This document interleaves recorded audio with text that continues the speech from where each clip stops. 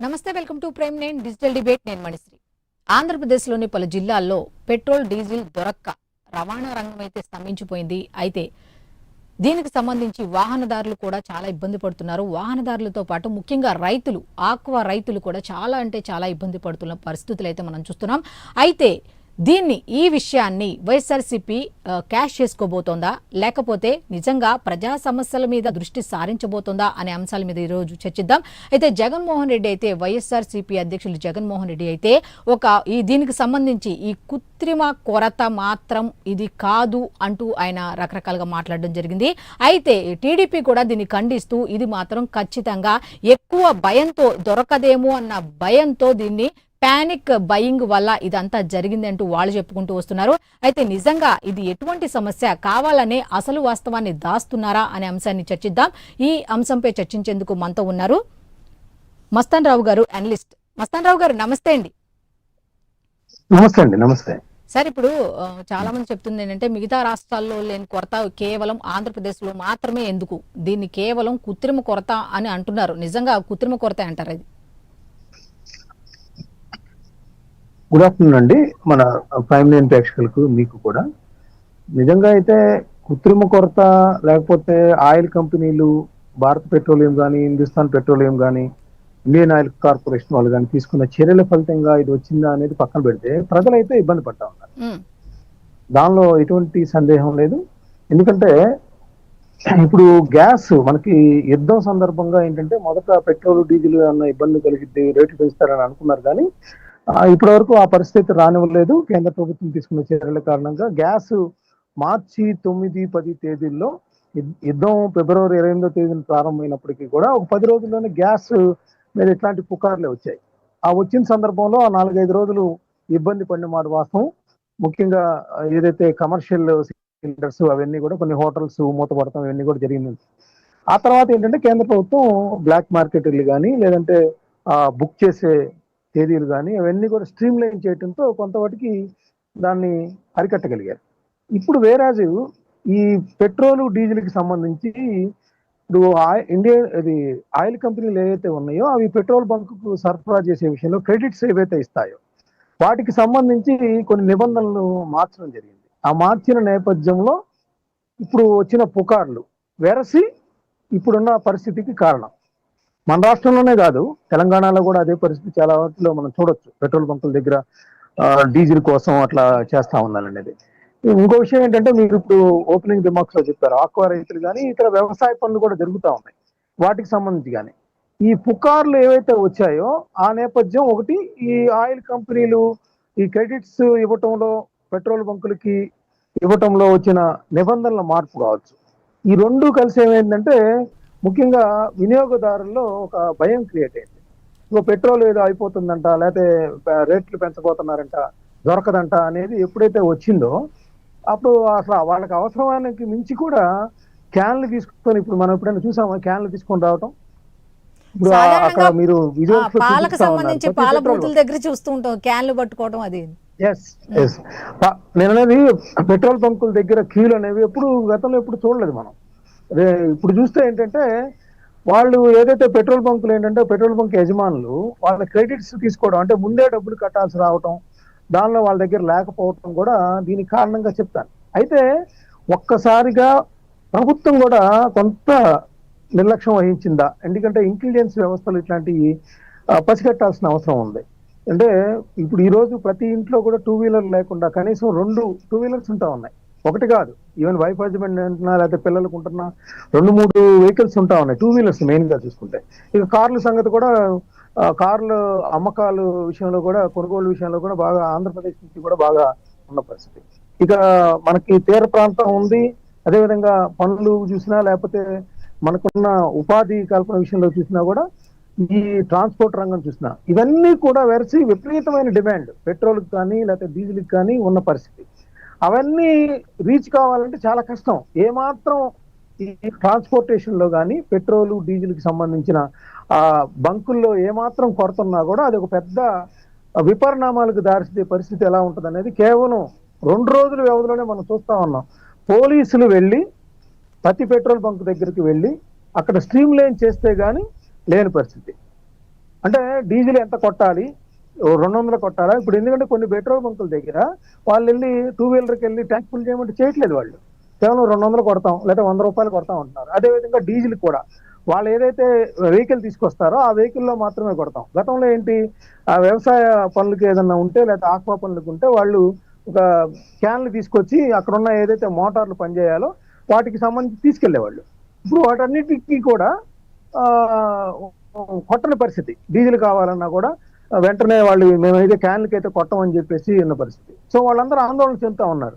అప్పుడు ఏమవుతుందంటే ఈ ఆందోళన అంతా వెరసైందంటే వాడు ఒక 5 లీటర్లు కావాల్సినోడు ఒక 20 లీటర్లు, 20 లీటర్లు కావాల్సినోడు 50 లీటర్లు అలా కొట్టించుకోవడం వల్ల ఏమైందంటే మొత్తం కొరత తీవ్రమైన పరిస్థితి కనిపిస్తా ఉంది. ఇప్పుడు చంద్రబాబు నాయుడు గారు దృష్టికి కూడా వెళ్ళింది. ఒక పక్కన బాలశౌరి గారు ఇంకోటి విషయం ఏం చెప్తానంటే, మనకి ఉన్న మచిలీపట్నం పార్లమెంట్ సభ్యులు ఎవరైతే వల్లభనేని బాలశౌరి గారు ఉన్నారో ఆయిల్ న్యాచురల్ పార్లమెంటరీ కమిటీలో కూడా సభ్యుడిగా ఉన్నారు. సో ఆయన ఏం చేశాడంటే అటు ఇండియన్ ఆయిల్ కార్పొరేషన్ చైర్మన్, అదేవిధంగా భారత్ పెట్రోలియం కార్పొరేషన్ చైర్మన్ తో కూడా మాట్లాడి ఇట్లా ఆంధ్రప్రదేశ్ లో ఈ విధమైన పరిస్థితి వచ్చింది, దీన్ని వెంటనే మీరు సరిదిద్దాలి, మీ నిబంధనలు మారిస్తే ఇక్కడ వచ్చిన క్షేత్రస్థాయిలో ఎలాంటి నిరసనలు వ్యక్తం అవుతున్నాయి ప్రజల నుంచి, అసలు ప్రజల్లోకి ట్రాన్స్పోర్టేషన్ కి సంబంధించి చాలా ఇబ్బందులు జరుగుతున్నాయి లేఖ రాశారు, స్వయంగా ఫోన్ లో కూడా మాట్లాడారు. మరో పక్కన చంద్రబాబు నాయుడు గారేమో ఎస్పీలు కలెక్టర్లు దీని మీద దృష్టి సారించాలని చెప్పేసి ఆయన కాన్సన్ట్రేట్ చేసిన పరిస్థితి. అయితే ఎంత కాన్సన్ట్రేట్ చేసినా ఒక్కసారి పుకార్లు వచ్చిన తర్వాత, ఒక ప్రజల మనసుల్లో భయాందోళనలు అనేవి వచ్చిన తర్వాత అవి వెంటనే తీర్చే పరిస్థితి ఉండదు.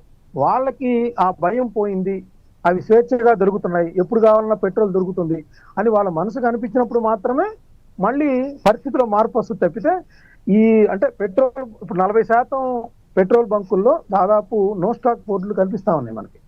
అందువల్ల ఇప్పుడు ఈ సమస్య అంతా ప్రతి పెట్రోల్ బంక్ దగ్గర కనిపిస్తా ఉంది. ఎక్కడైతే పెట్రోల్ కొడుతున్నారో అక్కడ కూడా ఆ బంకుల దగ్గర కూడా చాలా ఇబ్బందికర పరిస్థితులు, వాళ్ళ మీద దౌర్జన్యం చేయటం, ఎందుకు కొట్టరు అసలు మీరు ఉండి బ్లాక్ చేస్తున్నారా, ఇట్లాంటివన్నీ కూడా రోజు చాలా పెట్రోల్ బంక్ దగ్గర గొడవలు కూడా జరుగుతాయి. ఇవన్నీ చూసినప్పుడు ఏంటంటే మీరు వైఎస్ఆర్సీపీకి సంబంధించి జగన్మోహన్ రెడ్డి గారు ఇది కృత్రిమ కొరత కావాలని చేస్తున్నారనేది, జనరల్ గా ఏ ప్రభుత్వం అయినా కూడా ఇట్లాంటి పరిస్థితి రావాలని కోరుకోదు. అయితే ఏంటంటే ఆయిల్ కంపెనీలు ఏదైతే వాళ్ళ నిబంధనల్లో మార్పు తెచ్చాయనేది ఎక్కడ కూడా జగన్మోహన్ రెడ్డి గారు ప్రస్తావించలేదు. వాళ్ళకి ఏంటంటే ఒక ఆయుధం కావాలి, ప్రతిపక్షానికి ప్రజలు ఇబ్బంది పడుతున్నారు, దాన్ని ఇంకా మరింత ప్రజల్లోకి తీసుకెళ్లాలి, దాని ద్వారా గెయిన్ అవ్వాలనేది సాధారణంగా ఎక్కడ ప్రతిపక్షాలైనా ప్రయత్నిస్తూ ఉంటాయి. ఆయన విదేశాల్లో ఉన్నప్పటికీ కూడా వాళ్ళ పార్టీ కేడర్కి పిలిపి ఇవ్వటం, ఈ రోజు చాలా చోట్ల మచిలీపట్నంలో కానీ గుంటూరులో కానీ కొన్ని బంకుల దగ్గర ఎక్కడైతే క్యూలు ఉన్నాయో వాళ్ళ దగ్గరికి వెళ్ళి బటర్ మిల్క్ ఇవ్వటం, మంచినీళ్ళు ఇవ్వటం, ఈ విధంగా ప్రభుత్వం నిర్వాహకం వల్లే ఈ విధమైన ఇబ్బందులు మీరు ఎదుర్కొంటున్నారని ప్రజల్లో వాళ్ళు ప్రచారం చేయడం. అలా కాదు, ఈ ప్రజా సమస్యను కూడా ఒక రాజకీయ సమస్య కింద వాళ్ళ రాజకీయ లబ్ధి కోసం మలుచుకోవడంలో మాత్రం వైసీపీ వాళ్ళు సిద్ధాస్తులని చెప్పడంలో దీన్ని ఉదాహరణకు తీసుకోవచ్చు అంటారా? ఖచ్చితంగా తీసుకోవచ్చండి. ఎందుకంటే కూటమి సర్కారులో ఓ పక్కన జనసేనకు సంబంధించి టీడీపీకి సంబంధించి లుక్కలుక్కలు అంతా ఉన్నాయి. మరోవైపు ఏంటంటే ప్రజలు పెద్ద ఎత్తున, ఎందుకంటే ప్రతిరోజు ప్రతి ఇంటికి మొన్న గ్యాస్ చూడండి, గ్యాస్ విషయంలో మాత్రం వైఎస్ఆర్సీపీ అంత పెద్ద ఎత్తున ఉద్యమించిన పరిస్థితి లేదు. ఎందుకంటే యుద్ధం వచ్చింది కాబట్టి దాన్ని మరి నరేంద్ర మోడీ గారి నాయకత్వంలో చేయాలి కాబట్టి. కానీ ఇక్కడ ఏమవుతుంది, తెలుగు రాష్ట్రాల్లోనే కనిపిస్తుంది, ఇక్కడ చంద్రబాబు నాయుడు గారు నిర్వాహకం అంటున్నారు. నిజానికి గ్యాస్ కంపెనీల నిర్ణయాలు ఎవరు తీసుకుంటారు? కేంద్ర స్థాయిలోనే తీసుకుంటారు. వాళ్ళ నిబంధనల మార్పు కేవలం ఆంధ్రప్రదేశ్ కు మాత్రమే తీసుకోరు. సో ఆ విషయాన్ని ఎక్కడ వైఎస్ఆర్సీపీ ప్రస్తావించట్లేదు. ఎందుకంటే వాళ్ళు ఒకవేళ విమర్శిస్తే నరేంద్ర మోడీ గారు నిర్వాహకం వల్లే ఈ విధమైన గ్యాస్ లేకపోతే ఇప్పుడున్న పెట్రోల్ కానీ డీజిల్ కానీ సమస్య వచ్చిందని చెప్పాలి. ఎక్కడ చెప్పట్లేదు. ఇది కేవలం చంద్రబాబు నాయుడు గారి మీద బాణం ఎక్కుపెట్టిన పరిస్థితి. అంటే ఇక్కడ ఆంధ్రప్రదేశ్ లో ఉన్న కూటమి సర్కారు కావాలని చేస్తుంది. ఎందుకంటే ప్రజల నుంచి పెద్ద ఎత్తున నిరసన వ్యక్తం అవుతుంది. ప్రతి బంకు దగ్గర క్యూలు కనిపిస్తా ఉన్నాయి. సో దాన్ని క్యాష్ చేసుకునే విధంగా స్వతహాగా ఏంటంటే ప్రతిపక్షం ఎప్పుడు కూడా రెడీగా ఉంటది, కాచుకొని ఉంటది. ఎక్కడ వైఫల్యం చెందుతుంది, ఎక్కడ ప్రభుత్వం వైఫల్యం వస్తే అక్కడ అడుగులు పడిపోతా ఉంటాయి.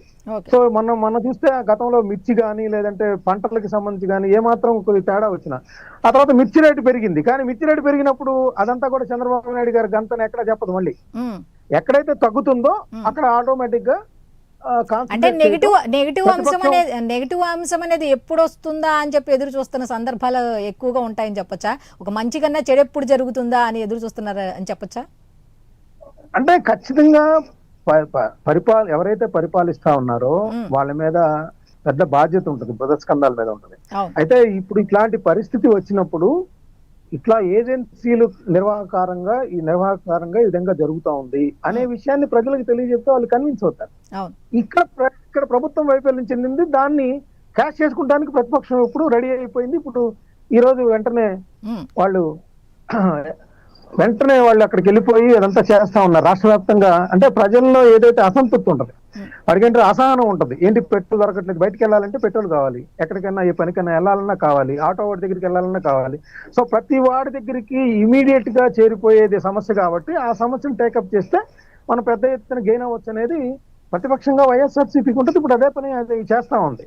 సో అయితే ఇప్పుడు సందర్భంలో ప్రభుత్వం ఏం చేయాలంటే ప్రతిపక్ష పార్టీలను కానీ లేకపోతే వైఎస్ఆర్సీపీని కానీ లేకపోతే కమ్యూనిస్టులు కనిపించి ఇలా ప్రజా సంఘాలను కూడా కనిపించి ఇది ఇలా ఉంది పరిస్థితి, మేము నెగోషియేషన్ చేస్తా ఉన్నాం, కేంద్ర ప్రభుత్వంతో చేస్తా ఉన్నాం, ఆయిల్ కంపెనీల చైర్మన్తో చేస్తా ఉన్నాం అనే విషయాన్ని ఎప్పుడైతే చెప్పి, అదేవిధంగా నిన్న ఆదివారం సెలవైనా కూడా ఎక్కడైతే మనకి డిపోలు ఉన్నాయో డీజిల్ కానీ పెట్రోల్ కి సంబంధించి కానీ అక్కడకు వెళ్ళి వాళ్ళని తెరిపించి ఇప్పుడు దాదాపు 10,000 కిలోలీటర్లు అంటే పెద్ద ఎత్తున ఈ బంకులన్నిటికీ కూడా పంపించిన పరిస్థితి. అదేవిధంగా పౌర సరఫరాల శాఖకి సంబంధించి నాదెండ్ల మనోహర్ గారు కూడా అటు కలెక్టర్ గారిని కానీ అదే పోలీసు యంత్రాంగాన్ని కానీ ఎక్కడ గొడవలు జరగకుండా అసలు నో స్టాక్ బోర్డు అనేది కనపడకూడదు అనేది చంద్రబాబు నాయుడు గారు చెప్తున్నారు.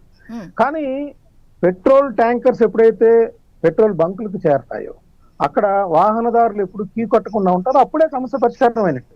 అప్పటి వరకు మనం ఇప్పుడు చూడలేదు కదా, గత కొన్ని సంవత్సరాలుగా ఎప్పుడు ఇలాంటి పరిస్థితి చూడలేదు. సో అలాంటి విషయాల్లో ప్రభుత్వం కూడా వెంటనే మేల్కొని వాస్తవ పరిస్థితుల్ని అటు ప్రతిపక్ష పార్టీలకు కానీ ప్రజా సంఘాలకు కానీ ప్రజలకు కానీ వాస్తవం చెప్పినప్పుడు ఏంటంటే ప్రభుత్వం చర్యలు తీసుకుంటా ఉంది. సో మనం ఎక్కువ నిల్వ ఉంచుకోవాల్సిన అవసరం లేదు, అనవసరంగా భయాందోళన చెందాల్సిన అవసరం లేదు అనేది ప్రజల్లో కలుగుతుంది. అప్పుడు ఈ కొరత కారణంగా ఎప్పుడైతే ఎంత అయితే అవసరం ఉందో వాడు అంత ఆయిల్ మాత్రమే కొనుగోలు చేస్తాడు. ఇప్పుడు ఏంటంటే ఎక్కువగా కొనుగోలు చేసి ఇంట్లో నిల్వ ఉంచుకోవడం వల్ల కొన్ని అగ్ని ప్రమాదాలకి అవకాశం ఉంటుంది, ఓ పక్కన కొరత కూడా ఎక్కువగా ఉండే అవకాశం ఉంది. ఓకే, అంటే ఇప్పుడు ప్రజా సమస్యలపై పోరాడేందుకు ఎప్పుడు కూడా వైసీపీ ముందంజలో ఉంటుందని చెప్పి జగన్మోహన్ రెడ్డి గారు చెప్పడం జరిగింది. మరి ఆ నేపథ్యంలోనే నిరసనలు వ్యక్తం చేయాలి అన్నట్టుగా కూడా ఆయన చెప్పడం జరిగింది. అయితే ప్రతి ప్రజా సమస్యకి కూడా కేవలం పిలుపునివ్వటమేనా, ఆయన అయితే ఎక్కడ ఉండరా అన్నట్టుగా తెలుస్తుంది. అంటే ఇప్పుడైతే ఆయన విదేశాల్లో ఉన్నారు కాబట్టి ఓకే, గతంలో కూడా మనం ఇప్పుడు పీపీపీ విధానానికి సంబంధించి లేకపోతే మిగతా ఏది చూసుకున్నా కూడా ఎంతసేపు పిలుపునివ్వడం తప్ప ఆయన పార్టిసిపేట్ చేసేది ఉండదా అని కూడా కొంతమంది అడుగుతున్న ప్రశ్న, దీనికి ఏం చెప్తారు?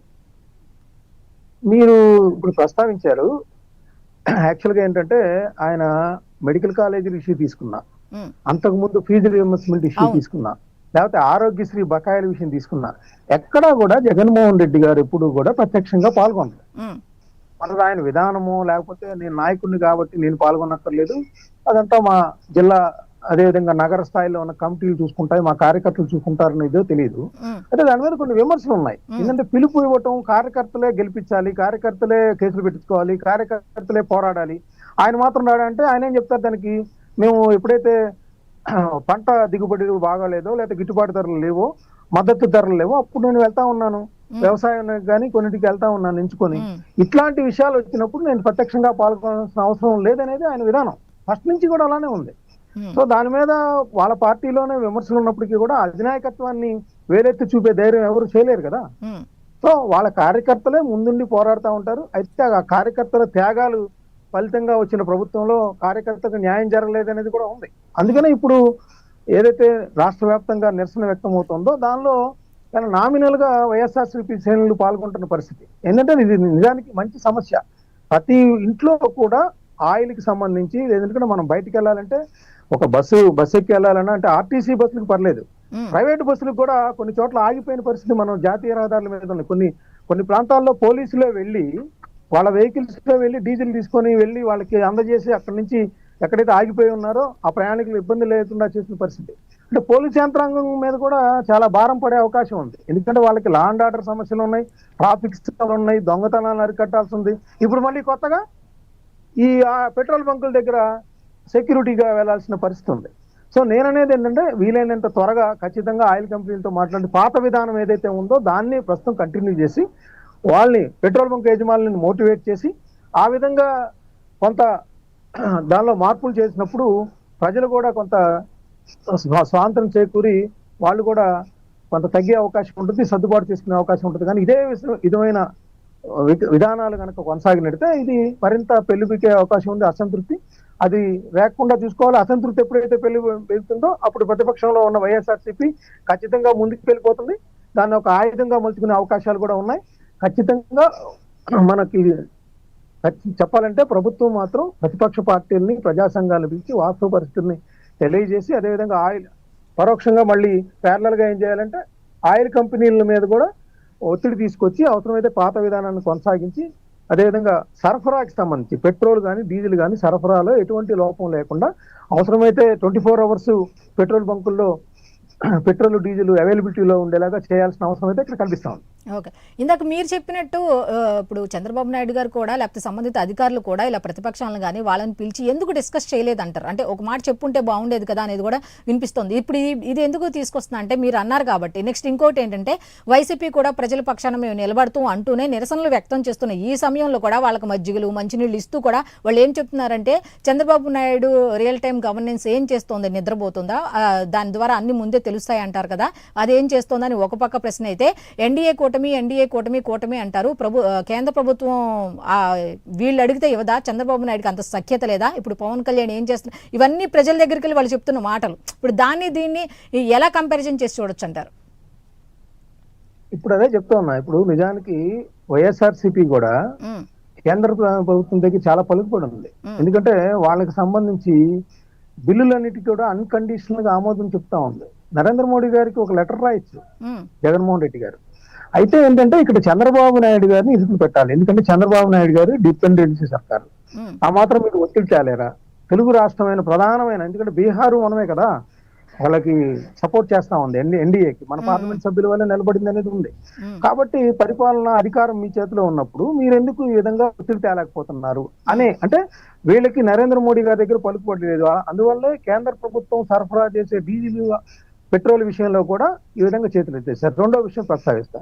ఖచ్చితంగా ఈ విషయంలో పౌర సరఫరాల శాఖ అధికారులు వైఫల్యం చెందారు. ఇంటెలిజెన్స్ వ్యవస్థ వైఫల్యం చెందింది. ఎందుకంటే ఈ విధంగా పెట్రోల్ డీజిల్ కనుక కొరత ఏర్పడితే అది ప్రతి ఇంటిలో సమస్యగా మారుతుందనే విషయం పసిగట్టడంలో ఇంటెలిజెన్స్ వైఫల్యం చెందింది. అది ఎప్పటికప్పుడు ప్రభుత్వానికి చేరవేయాలి. సార్ ఇది ప్రజల్లో తీవ్ర వ్యతిరేకత ఇస్తుంది, మనల్ని ప్రభుత్వం మీద వ్యతిరేకత వచ్చే అవకాశం ఉన్న దృష్ట్యా మరో పక్క వైఎస్ఆర్సీపీ వాళ్ళు చాలా దూకుడుగా ఉన్నారు. ఏ సమస్య దొరికితే వదిలిపెట్టకుండా వెళ్తున్నప్పుడు మనం ఇట్లాంటి విషయాల్లో నిర్లక్ష్యం పనికిరాదు, వెంటనే రంగంలోకి దిగాలి. ఈ విధంగా చేసినట్టు అటు ప్రజలు అసంతృప్తి పక్కన ఎట్లా ఉన్నా కూడా దాన్ని ఫ్లేరప్ చేయడానికి కూడా వైఎస్ఆర్సీపీ కూడా రెడీగా ఉంటుంది ప్రతిపక్షంగా అనేది కూడా గుర్తించాల్సిన అవసరం.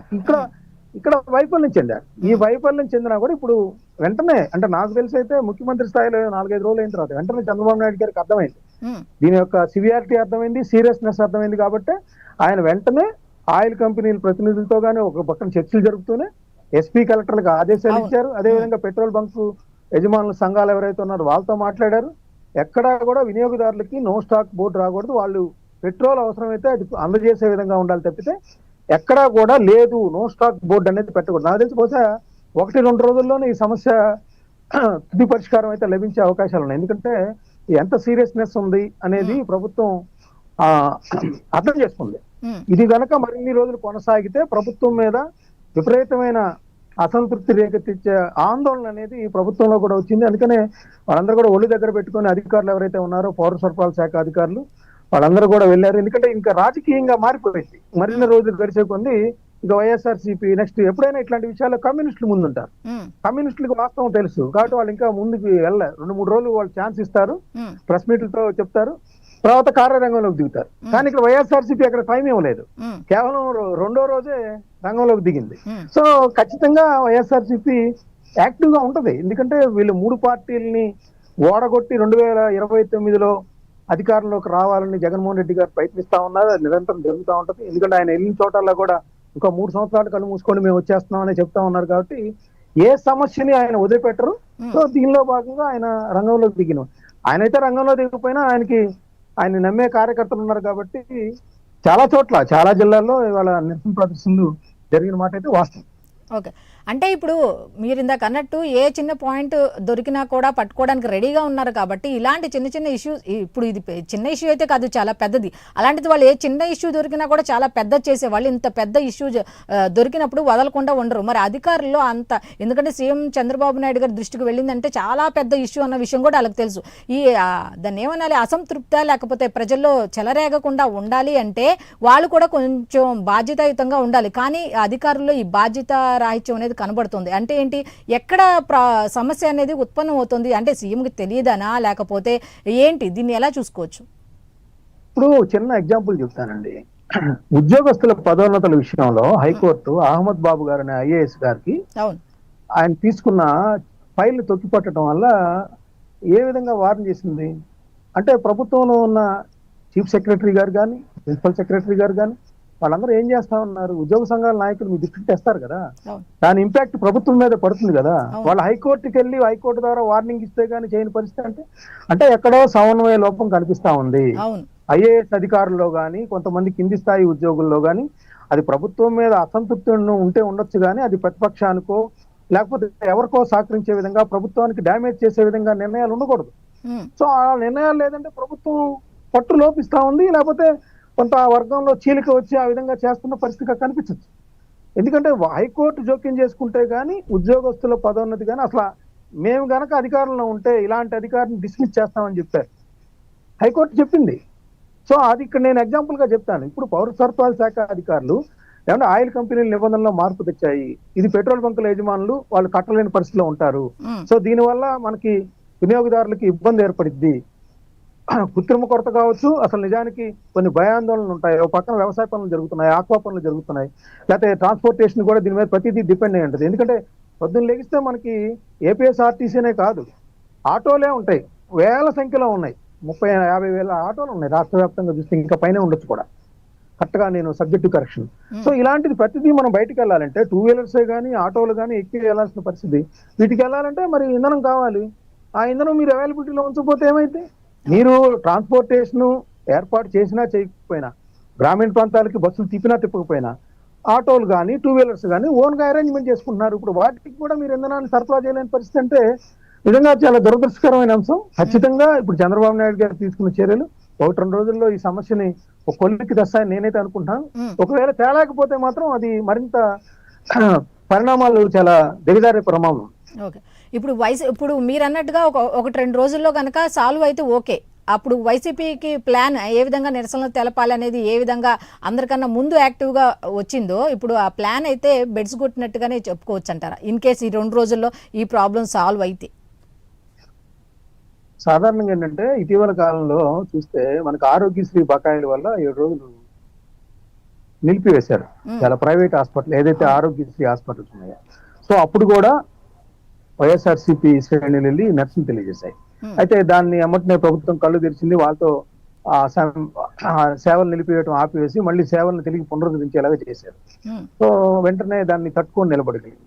ఇదేంటంటే ఆరోగ్యశ్రీ అనేది ఏంటంటే పేషెంట్లు ఎవరైతే ఉంటారో వాళ్ళకి, ఇది అలా కాదు, ఇది పెట్రోల్ డీజిల్ అనేది ఖచ్చితంగా ప్రతి ఇంటికి అవసరమైంది కాబట్టి ఇది తక్షణం పరిష్కరించబడాల్సిన అంశం. ఎందుకంటే దీని పర్యవసనాలు నిత్యావసర వస్తువుల మీద ఉంటాయి, ట్రాన్స్పోర్టేషన్ మీద ఉంటాయి, ప్రతి వాడు ఉద్యోగాలకు వెళ్ళాలి, టయానికి వెళ్ళలేడు, వాడు బండి తీసి వెళ్ళలేడు, అక్కడ మళ్ళీ ఆ యజమానుల దగ్గర నుంచి ఉద్యోగస్తులకి షోకాజ్ నోటీసులు ఉంటాయి, ఇవన్నీ కూడా ఒకదానికి ఒకటి లింక్ అయి ఉన్నాయి. సో ఖచ్చితంగా పెట్రోల్ డీజిల్ విషయంలో కనుక వాళ్ళు కనుక వెంటనే చర్యలు తీసుకోకపోతే దీన్ని వైఎస్ఆర్సీపీ మరింత ఉధృత స్థాయిలో ఉద్యమం చేయడానికి ప్రభుత్వమే అవకాశం ఇచ్చినట్టు ఉంటుంది. ఇప్పుడేదో చెదురుమదురుగా కొన్ని జిల్లాల్లో చేసి కొన్ని జిల్లాల్లో మద్దతు ఇచ్చినా లేకపోయినా ప్రజల్ని కొంత చైతన్యం చేయటం, లేకపోతే ప్రచారం నిర్వహించడం, ప్రభుత్వం అసమర్థత కారణంగానే మీరు ఎండల్లో కీళ్ళు నుంచోవాల్సి రావడం అనేది చెప్తా వస్తున్నారు. సో ఇదే 2-3 రోజులు కొనసాగితే ప్రజలందరూ కూడా ఇది నిజమనుకునే ప్రమాదం ఉంది. ఖచ్చితంగా ప్రభుత్వం నో స్టాక్ బోట్లే కాదు, ఇంధనం పెట్రోల్ డీజిల్ ఏదైతే ఉన్నాయో అది వెంటనే అవైలబిలిటీలో వచ్చేలాగా చేయాల్సిన అవసరం అయితే ఇక్కడ కనిపిస్తా ఉంది. అవసరమైతే ప్రత్యేక చర్యల ద్వారా కేంద్ర పెట్రోలియం శాఖ మంత్రితో కూడా మాట్లాడి దాన్ని సమస్య పరిష్కారం దిశగా ముందుకు వెళ్లాల్సిన అవసరం అయితే ఇక్కడ కనిపిస్తా ఉంది. ఓకే, అయితే చివరిగా అండి ఈ సమస్య పరిష్కారానికి సంబంధించి సీఎం దృష్టికి వెళ్ళింది కాబట్టి ఖచ్చితంగా ఈ ప్రాబ్లం సాల్వ్ అవుతుందని అనుకోవచ్చు మనం కూడా. అయితే వైసీపీ అంటుంది ఏంటి అంటే ప్రభుత్వ వైఫల్యం అని అంటున్నారు. ఇంకో మాట ఏమంటున్నారంటే కనీసం చంద్రబాబు నాయుడు గారు పట్టించుకోవట్లేదు అంటున్నారు. ఓ పక్క మీరేమో ఇదంతా కూడా రాష్ట్ర ప్రభుత్వానికి చంద్రబాబు నాయుడుకి సమస్య అయితే చూడాల్సిన అయితే అవసరం అయితే ఉంది. ఇదంతా కూడా కేంద్ర ప్రభుత్వానికి సంబంధించి అటు లింకప్ అయి ఉంటుంది అని చెప్పి మీరు చెప్తున్నారు. వాస్తవంగా వీళ్ళు చెప్తుంది ఏంటంటే ప్రభుత్వ వైఫల్యం అని చెప్తున్నారు. ఎందుకంటే ముందు చూపుతో వెళ్ళట్లేదు అనేది ఖచ్చితంగా జనంలోకి తీసుకెళ్లే ప్రయత్నం అయితే చేస్తున్నారు. దీన్ని ఎట్లా తీసుకెళ్లొచ్చు మనం?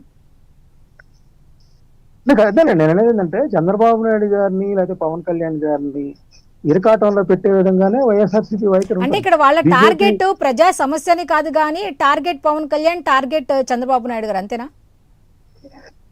ఖచ్చితంగా రెండు ప్యారల్ గా ఓ పక్కన ప్రజల్లో ఈ ప్రభుత్వాన్ని చులకన చేస్తూనే వీళ్ళు అసమర్థులుగా చిత్రీకరించే ప్రయత్నం చేస్తారు. ఎందుకంటే పరిపాలన అధికారం అంతా మీకు ఇచ్చినప్పుడు మీరు కేంద్ర ప్రభుత్వం దగ్గర మా దగ్గర మాకు పలుకుబడి ఉందని చెప్పుకుంటున్నప్పుడు అంతేగాని ఇప్పుడు నరేంద్ర మోడీ గారి దగ్గర వైఎస్ఆర్సీపీకి కూడా పలుకుబడి ఉంది.